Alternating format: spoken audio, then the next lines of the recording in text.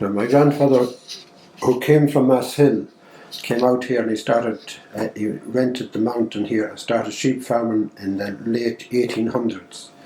And eventually my father took over in the 1930s or thereabouts, and I took over in the 1980s. The markings we have is generally red over the tail. We used to have red on the horns as well, but we kind of dropped that since tagging came in. But the man next door would have blue over the tail and red over the shoulders.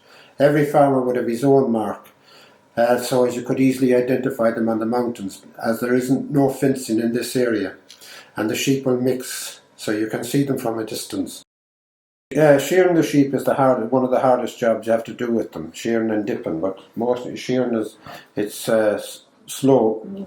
Generally I need help. Usually one of my sons actually helps me. We run around 350 to 400 sheep on the mountains.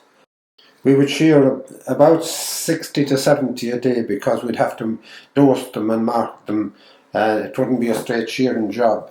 We'd have to take them out and dose them and mark them and look at them and grade them again for selling and things like that. The wool is sold to a local merchant. The mountain wool is generally used for carpets. It's not that expensive anymore. One time it was very expensive back in the 1950s and 60s, but it isn't as expensive now. It's around 45 cents a kilo.